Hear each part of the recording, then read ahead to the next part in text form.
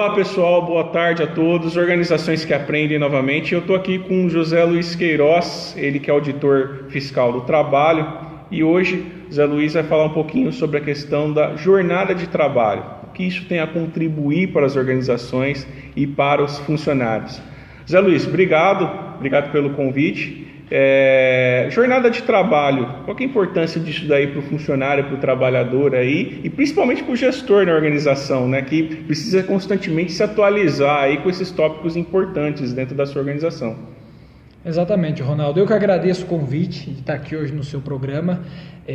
Como você bem disse, eu sou auditor fiscal do trabalho e basicamente o auditor fiscal do trabalho, ele cuida do cumprimento da legislação trabalhista dentro das empresas.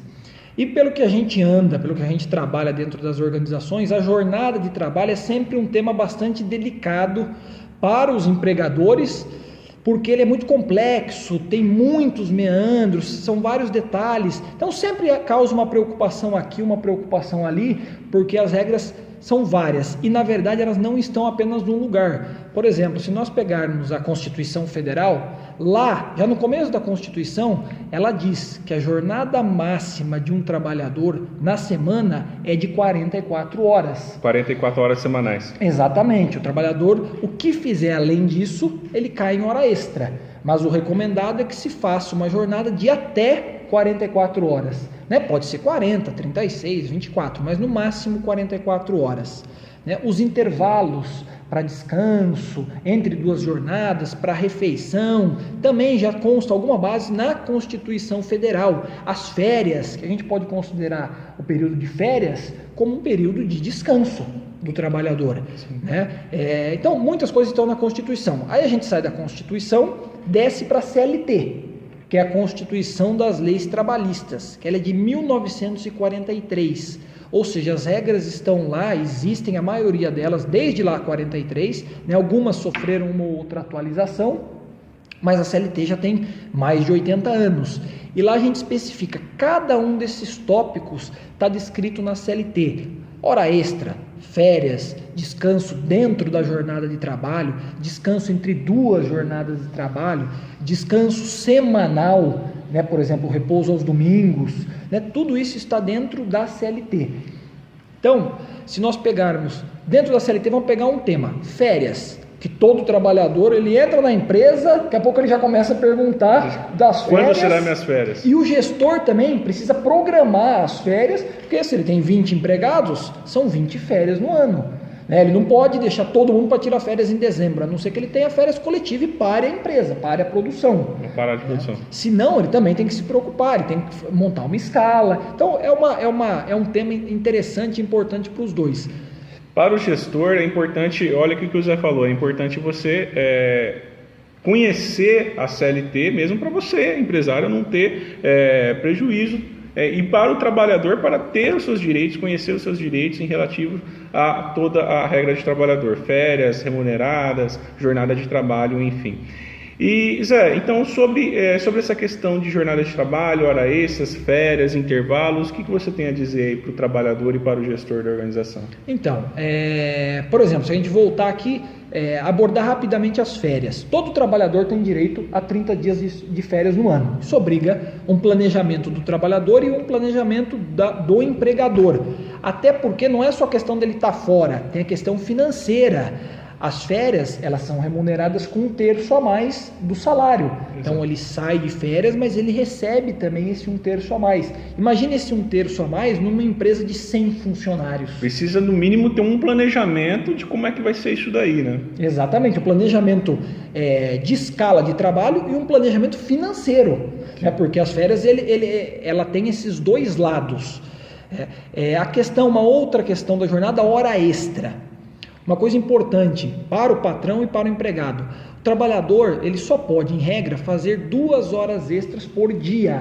2 horas extras. Então ele trabalha 8 horas. Se precisar de uma hora extra, o gestor precisa saber que 2 horas ele pode fazer. Ele não pode fazer mais. Ele não pode fazer 3, 4, 5 horas extras. Caso extrapolar, Zé, dentro da empresa, além dessas 2 horas extras? Se for um caso esporádico, né? Aconteceu alguma coisa, por exemplo, um fenômeno natural e a empresa vai ter que se recompor, se reconstituir. Aí a CLT prevê isso, vai avisar o sindicato, avisar o Ministério do Trabalho para que 30, 45 dias arrume a casa. Aí é permitida a extrapolação além das 2 horas. Mas o que acontece muito, né? Não é nenhum caso especial e o trabalhador faz muitas vezes 3 horas e meia, 4 horas de hora extra por dia. Isso que não pode. Isso não pode, e não pode porque a lei diz que não pode, né? E mesmo que se pague, isso é importante para o gestor, porque muitas vezes o gestor ele acha que não, mas eu paguei, e o trabalhador quer, mas eu fiz hora extra, eu preciso, é uma remuneração a mais no final do meu mês, mas não pode, porque a lei diz que são as 2 horas, o gestor não pode extrapolar isso mesmo que pagando, senão ele vai ter um problema, e aí entra o papel, muitas vezes, da fiscalização trabalhista, porque vai ter um auto de infração em cima disso, ou seja, além de pagar as horas em si, ainda paga a multa. Ainda paga uma multa, isso é muito ruim. Isso é ruim. Ok. Zé, sobre férias anuais, descanso semanal, tem mais algum outro ponto que você queira contribuir? Algumas questões importantes. De férias, quem decide as férias? É o empregado ou é o gestor? É o gestor. É a empresa que decide quando o empregado vai tirar as férias. Isso é importante porque ele pode se planejar, pode se programar e fazer um calendário anual dos funcionários, né, que vão gozar esse descanso à medida que o tempo vai passando. O gestor passou um ano de trabalho, o gestor tem mais um ano para fornecer as férias ao empregado. Outro ponto importante: posso acumular férias? Posso trabalhar 2 anos, 3 anos e depois tirar essas férias? Não pode. Trabalhou um ano, tem mais um ano para tirar as férias. Apenas mais um ano, exato. Exatamente. Isso é importante para o empregado e também para o gestor para fazer a programação. Agora, se a gente pegar a parte dos descansos, que é uma seara também repleta de detalhes. O trabalhador, ele tem 2 tipos de descanso. O interjornada, que é aquele que está dentro da jornada, que a gente chama de descanso para refeição, para almoço. É aquele pequeno intervalo, né? Exatamente. Se ele trabalha, então, 8 horas por dia, ele vai ter entre 1 e 2 horas de descanso para repouso, para alimentação. No mínimo 1 hora. Eu posso ter meia hora, 40 minutos, eu combinei com o meu chefe que eu vou fazer meia hora, tal. Não pode. Não pode. Olha essas informações, né? Coisas que a gente às vezes nem sabe e tanto o funcionário ele pode estar sendo penalizado e o gestor está sujeito a multa aí, né? Essas informações são interessantes, né? Exatamente, porque o direito do trabalho, que vale? A lei, o legislado vale mais do que o negociado. Então, muita coisa que está na lei, por ser norma de direito público, não cabe às partes alterarem essas normas. Então, ele precisa seguir. Ele é uma relação um pouco engessada, né? Então, no mínimo 1 hora de almoço. Mas eu trabalho 6 horas por dia, vou ter que dar 1 hora para o meu funcionário? Não, para quem trabalha entre 4 e 6 horas, são 15 minutos. Então, o intervalo é de 15 minutos. Um outro ponto importante, entre 2 jornadas de trabalho. Ontem eu trabalhei até meia-noite, hoje eu posso entrar às 7 da manhã?